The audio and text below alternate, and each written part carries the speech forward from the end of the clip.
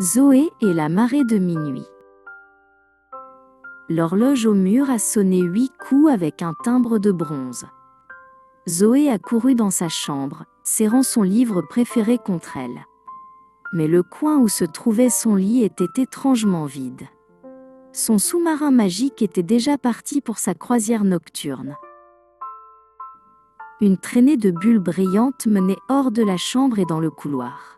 Zoé savait qu'elle devait se dépêcher avant que le tapis ne devienne une fosse abyssale. Si elle ne rattrapait pas le vaisseau maintenant, elle resterait sur la terre ferme toute la nuit. « Attends-moi » a-t-elle chuchoté, sa voix résonnant comme l'écho d'un coquillage. Des ombres du coffre à jouets, un brave compagnon s'est avancé.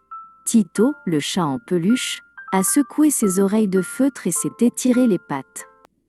Le lit sous-marin Zippy est rapide, mais nous pouvons l'être encore plus, a miaulé Tito.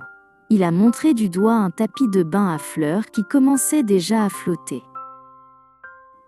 Ils ont sauté sur le tapis et ont ramé à travers les courants de la moquette.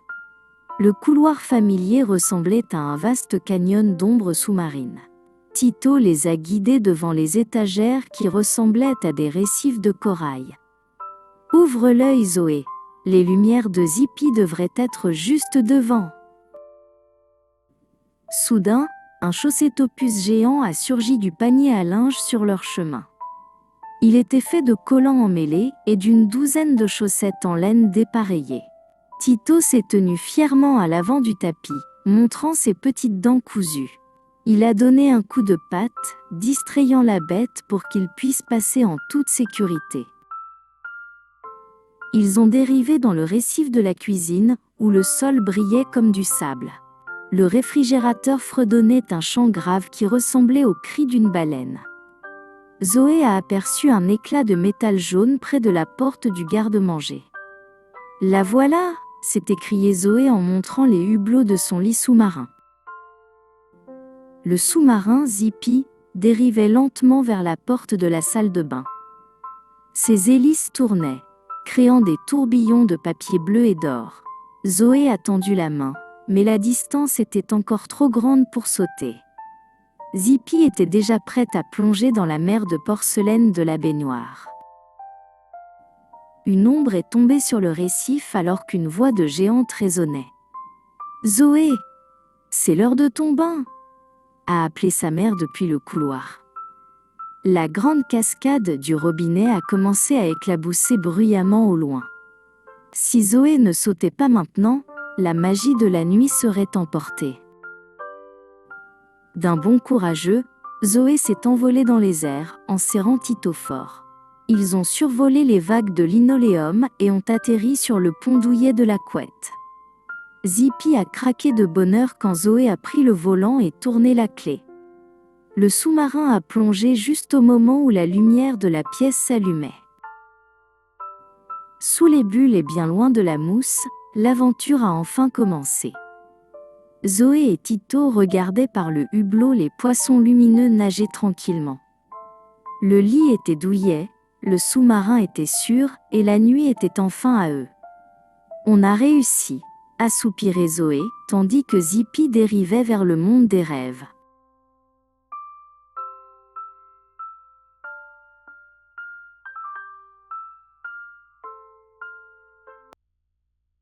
Zoe and the Midnight Tide. The clock on the wall chimed 8 times with a loud, brassy ring. Zoe scrambled into her room, still clutching her favorite book. But the corner where her bed usually sat was strangely empty.